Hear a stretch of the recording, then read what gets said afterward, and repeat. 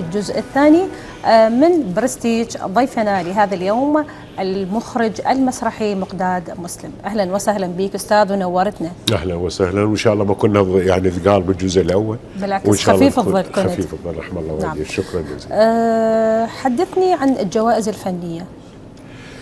الجوائز والتكريمات والشهادات يعني وصلت إلى مرحلة أنه ممكن تحبي لها غرفة كاملة، لكن وين أكثرها؟ خارج العراق.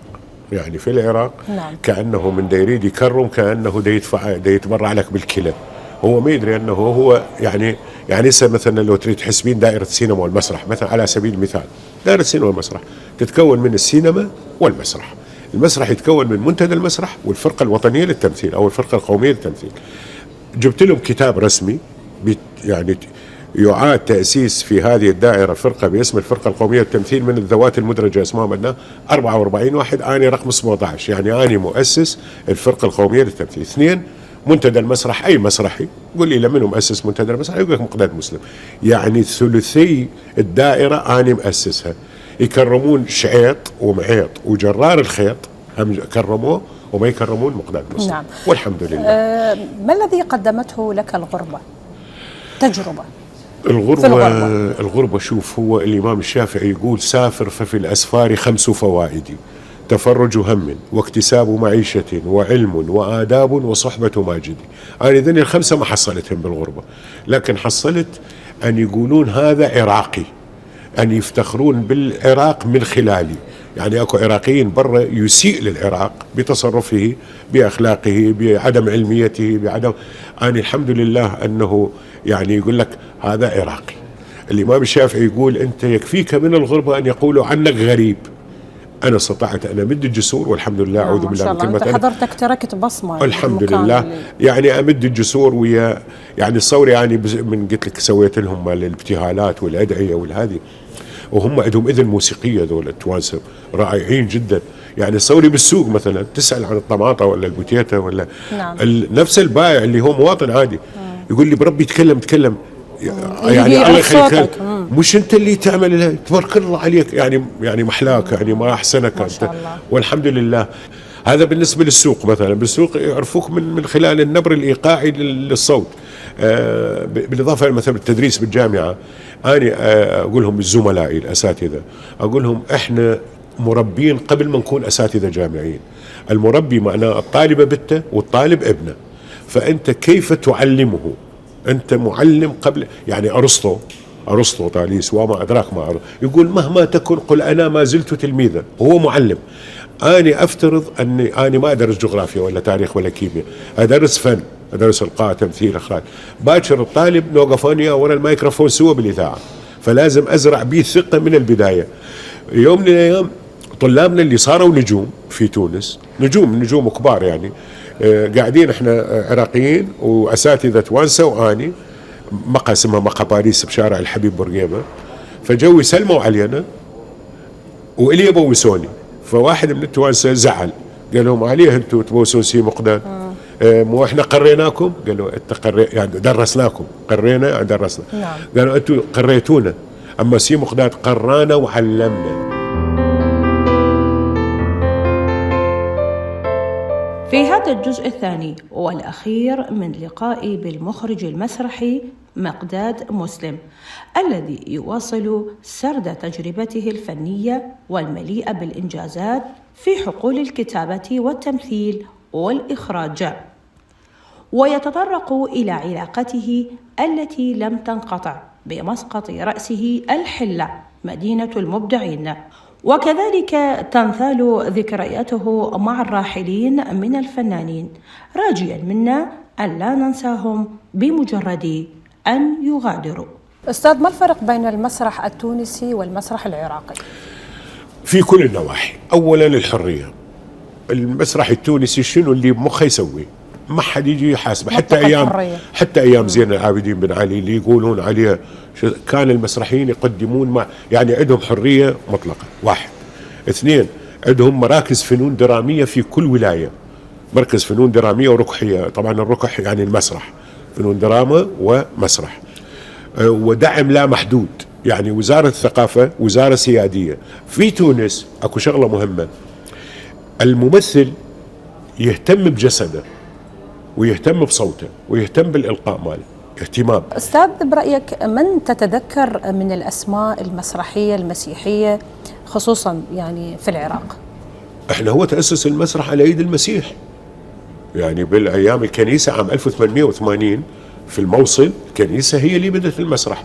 وهو المسرح هو بطبيعته هو نشأته دينية، نشأ دينيا، يعني عندك الطقس كان الاحتفال بالإله ديونيزيوس أيام اليونان، ثم تحول الطقس إلى نوع من العرض وكان يحتفلون بالإله ديونيزيوس اللي هو إله الفرح وإله الخمرة والكروم وإلى آخره، وكانوا يرقصون لهذا الإله.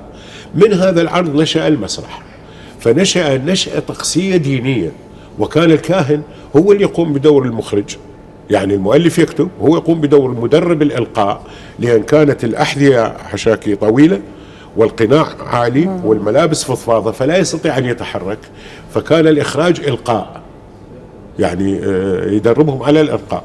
حتى يعني ثيسبس مثلا كان وحده يمثل، هذا أول مونودراما أو أول وان مان شو أو أول ممثل.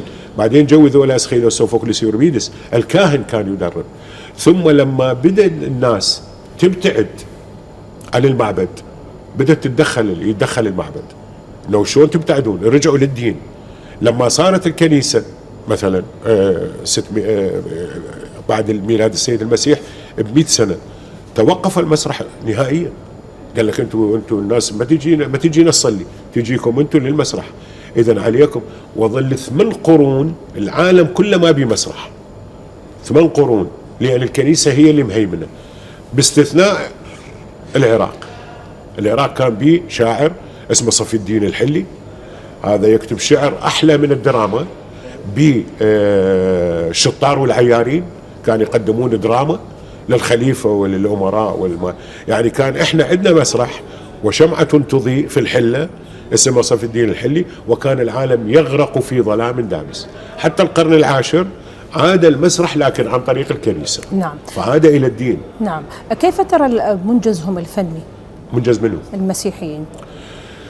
المسيحيين هم طبعا هم عراقيين، هم ما احنا من هذا مسيحي، وهي كلها ديانات ابراهيميه، كلها يعني كلها تشهد ان لا اله الا الله، اليهود ولا المسيح ولا الديانات السماويه كلها يعني ما عندنا. اما عندنا بالمسيح عندنا مبدعين كبار، وقلت لك يعني اول عمل مسرحي قدم في الكنيسه في الموصل، ومنه انتشر. وعندنا على مرور الزمن عندنا كتاب وعندنا مخرجين مسيح وعندنا مبدعين كبار، لكن هو المشكلة هل سلط الضوء عليهم؟ هل تم الاهتمام بهم؟ شنو التكريم؟ هو نوع من أنواع إضافة مسؤولية للفنان، والفنان عندما يشعر بالمسؤولية سيعطي، والناس تحتاج. نعم. حدثني عن ملحمة قلقامش بين الصوت والصورة. هي أقدم ملحمة بالتاريخ، وهي حكاية البطل أو الملك السومري الخامس، يعني هو ليس أسطورة، إنما لذلك سميت ملحمة، لأن الأسطورة تحوي الملحمة، أما الملحمة تحوي الأسطورة، أما الأسطورة لا تحوي الملحمة. إحنا كنا طلاب إخراج السنة ثالثة إخراج عام 77 اشتغل الأستاذ سامي عبد الحميد ملحمة قلقامش، أنا كنت مساعد المخرج لشؤون المجاميع مع الإدارة المسرحية، يعني إحنا فرع إخراج يعني تشتغل ويا الأستاذ. نعم. ومجاميع كلهم يعني صف رابع وثالث، وكانوا بحدود أكثر من 45 أو 48 طالب وطالبة. فمن خلال التمارين أنا حفظتها للملحمة كلها، حتى لحن الأغاني مالتها الملحمة جعفر الخفاف الله يطول عمره كان طالب معانا بعدين قدمناها بالمسرح الأثري ببابل، بعدين هو قدمها للفرقة القومية للتمثيل، فكانوا ما يأدوا له مثل ما أدينا إحنا، فكان يقول لهم وين مقداد مسلم؟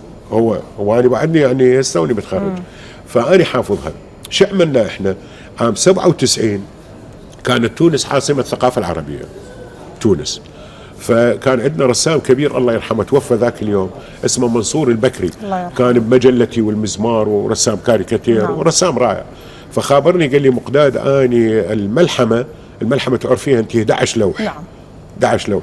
قال أنا راسمها 11 لوحة كبيرة. حلو. وسويت بها معرض وأريد أستشيرك شو نستفيد من عندها. قلت له صورها وسويها سلايدات، بالفرنسية يسموه ديابوزيتيف، سويها سلايدات ودز لي هذا أشوف.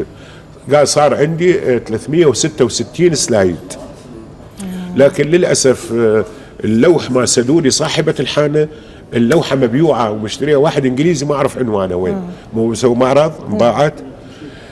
المهم إجا فقلت له نلغي الممثل، أنا أسوي إلقاء للملحمة كلها، الراوي وقلقامش وأنكيدا وخنبابة وأتنابشتم وأورشنابي والصياد وأبو الصياد بصوتي، ومن طلبتي أسوي لوحات صامتة مثل اللوحات اللي أنت راسمها. هاي فكرتي. نسوي الصورة تكمل صورتك أنت اللي راسمها، تكمل صورة للصوت وأنا أسوي الصوت. نعم. بالإلقاء بحيث أنت من السمعين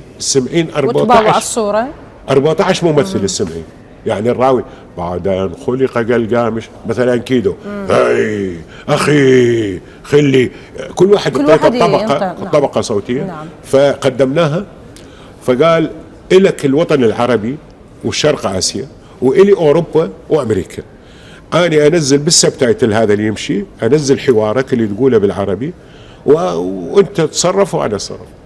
قبل ما يتوفى كان عارضها 720 عرض في ألمانيا فقط، يعني شكو نادي شكو جامعة شكو هاي تطلب ملحمة قلقامش.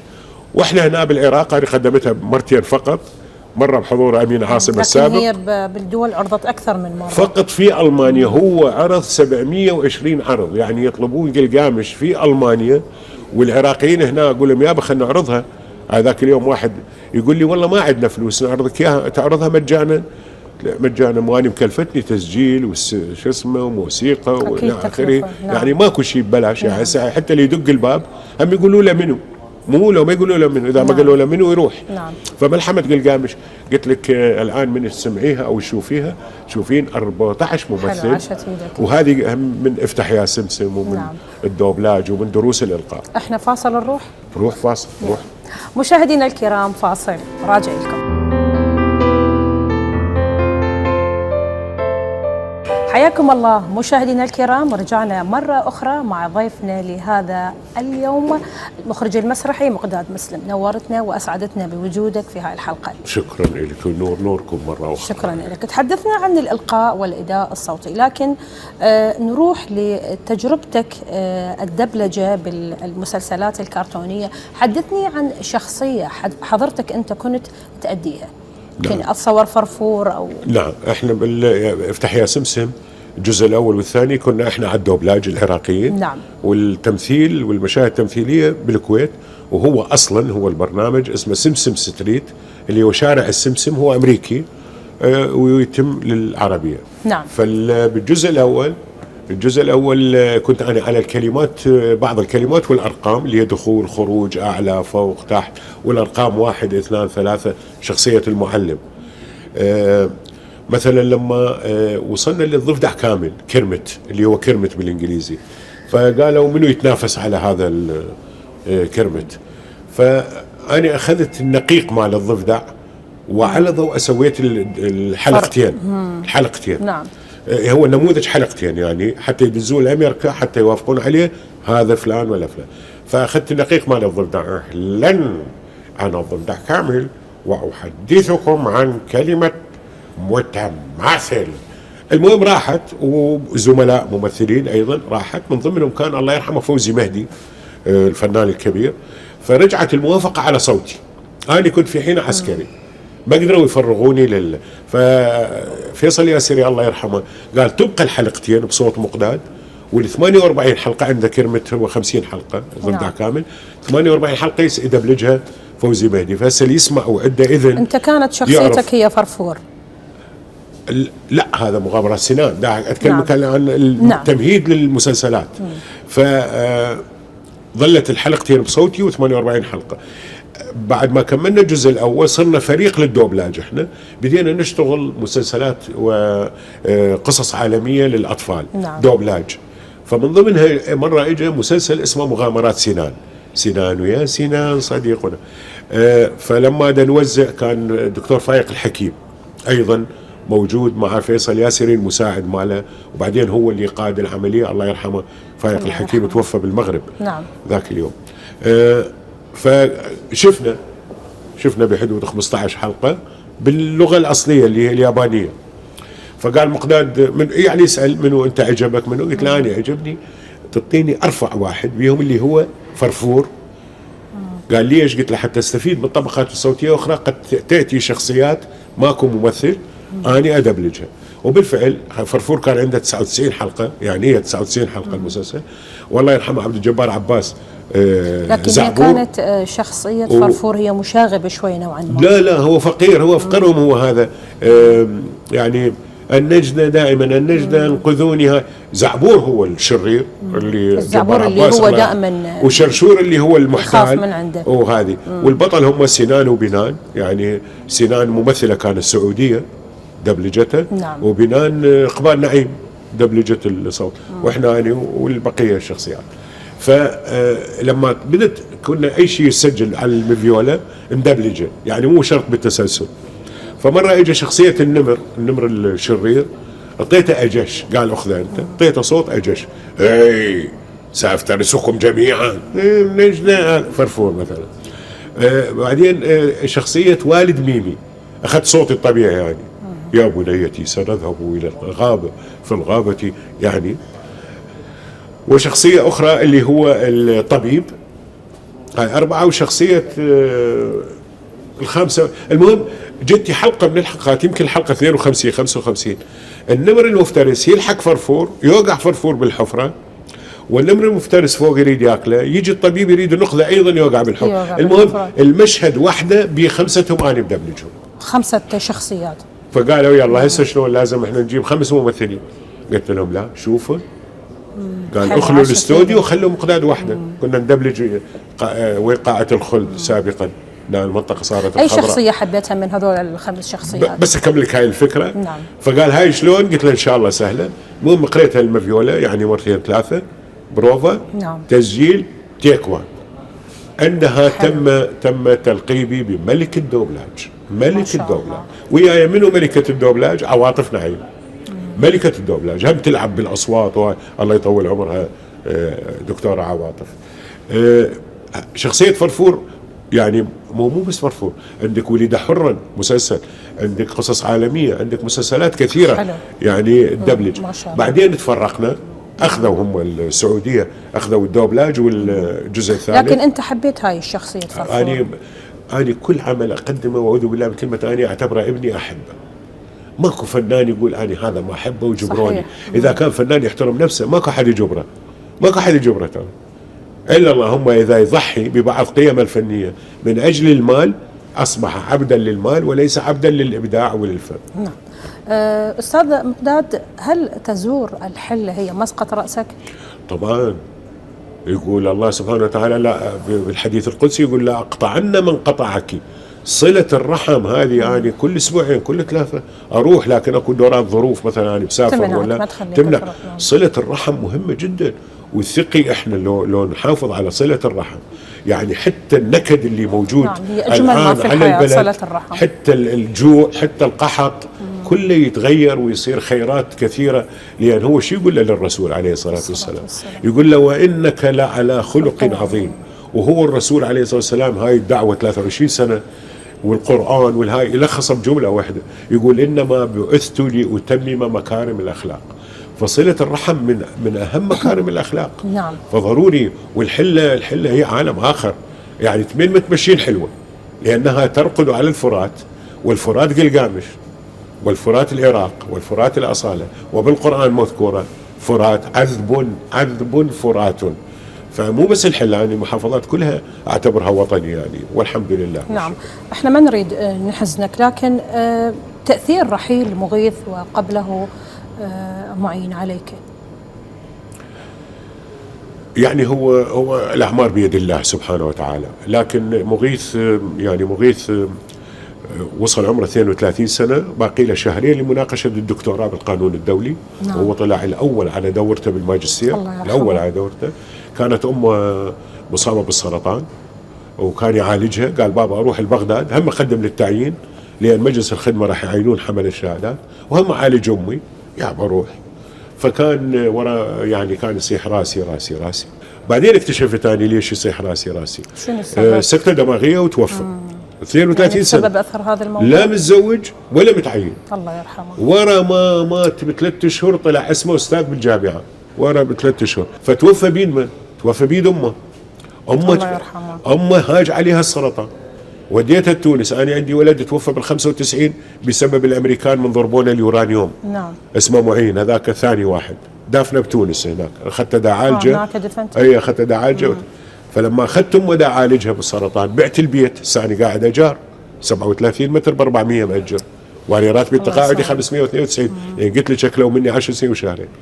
فهناك تفشى المرض، لان كل ما تتذكر تعرفين امي يموت منها. المهم صرفت الفلوس كلها، وصل للمخ، اكل مخها. قالوا بعد، فقالت اذا متت بالعراق يدفنوني هذا يم معين مغيث. الله يرحمه. اذا متت بالعراق يدفنوني يم مغيث، واذا متت بتونس يدفنوني ويا معين. وبالفعل دفناها ويا معين الله يرحمه. الله يرحمه. والحمد لله. هو شوف، الحمد لله هو كل واحد يموت بيومه، أكيد. لكنها مراره. يعني أكيد. شاب عمره 32 سنه، شنو مو سهله. هسه كوبيهم يربي له قطه ولا شو اسمه، يحزن عليه، يحزن عليه. فما شانك انت يوم على يوم يكبر من الابتدائيه الى ومنطقه ولسانه وثقافته. طلع الاول هنا اجى ينتمي من نقابه المحامين، امتحان بالقانون العراقي، راح اشترى مصادر من شارع طلع الاول على خريجي بغداد. نعم. وهو دارس قانون دولي. نعم. الله يرحمه ويرحم والديك ويصبرك ان شاء الله على فراقهم. استاذ مقداد، يمكن ان يعني تتجسد هاي المآسي بالفن العراقي اكثر من الكوميديا برايك؟ والله انا الفن العراقي والمسرح العراقي للاسف غسلت ايدي، خصوصا هاي المأساة اللي حضرتك غسلت ايدي من عنده. المسرح العراقي غسلت ايدي من عنده. بال90 شنوا حمله علي في حينها، وقلت لك هربوني، انهزمت من العراق، لأن عندي أعمال جماهيرية ناجحة وأعمال تجريبية ناجحة. نعم. شو اسمه، ونزلت في جريدة الجمهورية في حينها مقداد مسلم: أنا طلقت المسرح العراقي فتزوجوا. الآن أنا لما اشتغلت الفتاة والغابة واشتغلت أحوال وأمثال على الحرب اللي شفتها، أيضا سينزل مانشيت بعد 34 سنة مقداد: أنا طلقت المسرح العراقي. خلي لهم يشبعون بي، خلي يقدمون مسرحيات كلها مقتبسة. على صفحات الفيسبوك نراك دائما تذكر الراحلين من زملائك الفنانين، بينما يعني ينساهم الآخرون، لماذا برأيك؟ وهذا الوفاء. يعني انت شنو، انت يقولوا من يعمل مثقال ذرة خيرا يره. نعم. ومن يعمل، انا اذا ما اذكر زملائي بالخير، وزملائي كلهم تعرفين، كل على الاطلاق، من غازي التكريتي الى سعديه الزيدي الى على طول عمره سعديه الزيدي الى كاظم فارس الى خليل رفاعي الى امل طه، الكل ضحوا واعطوا ولم ياخذوا جزء بسيط مما اعطوا. فهذا الفنان قلها ذكرى، واليوم اليوم وفاه فلان، اليوم ذكرى وفاه فلان. ما هذا العالم كله يحتفل بمبدعيه، احنا ليش ما نحتفل بمبدعينا؟ ليش ما نخلد مبدعينا؟ نعم. كيف يقضي المخرج المسرحي مقداد مسلم يومه بعيدا عن الفن؟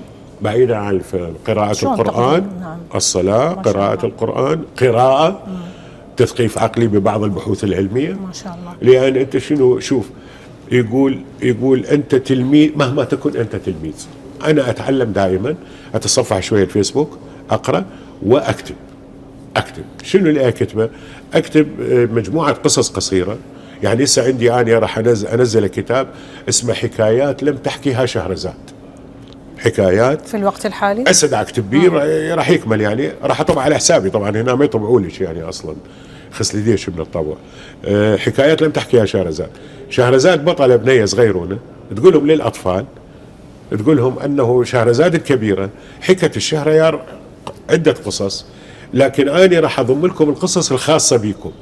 فتبدي تحكي لهم كل قصة بها عبرة، بها مثل، بها حكمة، للتعليمي، تثقيفي. يعني إن شاء الله هذا إن شاء الله هو ممكن يتحول دراما، بس دراما للأطفال هم ماكو. أكيد ماكو دراما للأطفال بالمناسبة. ما أدري يعني ليش الطفل ليش مهمل؟ احنا باكر نموت، مو شنو اللي يبقى عندنا؟ والله هذا أسس منتدى المسرح، هذا سوى الخيط والعصفور، هذا سوى صايرة ودايرة، الناس أجناس، هذا أول واحد يسوى، مو؟ نعم. أما إذا ما عندك منجز، أنت تروح رقم من هاي الأرقام، مو؟ وروح ذيك هي المقابر مملوءة بالأرقام، لكن لحد الآن الناس تقول بدر شاكر السيار، ناظم الغزالي، مو؟ محمد جواد أموري، نعم. يعني العمالقة ذول الكبار، عدا طبعا المبدعين الكبار والعلماء مصطفى جواد وغيره، وعدا المتنبي، وعدا يعني الناس تذكر، هو ذكرى، هو إنسان أكيد. ذكرى إنسان. نعم. هل لديك برستيج خاص في حياتك؟ والله أني بالنسبة لي إنسان متواضع، ما عندي مشكلة، وأني يعني وأعوذ بالله من كلمة أني. نعم. يعني حتى في الدوائر أصادق المنظف الفراش الصغير قبل والمدير الكبير. العام، والمدير العام لا من أنا صغير أبتعد عنه، لأن ذولا أكو عبد الله بن المقفع عنده مقولة جميلة جدا، يقول ابتعد من ذوي السلطان، في كليلة ودمنة، ابتعد من ذوي السلطان. ليش؟ لأنه هذا إن عجبته قربك، ما عجبت، لكن إذا ما عجبته يقطع راسك. صح. فدائما هذولا ابتعد عنهم، خصوصا إذا واحد شايف نفسه، ولأن أنا عندي مبدأ التكبر على المتكبر صدقة. كلمة أخيرة تحب توجهها اليوم من خلال برنامج برستيج لكل من يشاهدك؟ يعني أتمنى لهم السلامة والصحة لكل من يشاهدني، والألفة والمحبة بيناتهم، شبعوا من بعضكم، لأن الدنيا زالة، شبعوا من بعضكم، فأتمنى لهم الموافقية جميعا، وإن شاء الله العراق يعيشوا بالأمن والأمان، وكذلك العرب والسلام العالمي إن شاء الله. احنا اليوم كلش سعيدين بكلامك الممتع، وذكرتنا للأيام الجميلة اللي حضرتك أنت ذكرتها من خلال المسرحيات والمسلسلات الكرتونية، فأسعدتنا بيها. شكرا لك. ان شاء الله ما كنت ضيف ثقيل، يعني بالعكس كنت ضيف يعني خفيف الظل، وانت ايضا كنت رائعه، وشكرا لك ولفريق العمل امام الكواليس ووراء الكواليس. شكرا لك. جزيلا. مشاهدينا الكرام، شكرا لكل من شاهدنا عبر قناة العراقية السريانية، تقبلوا كل التحيات.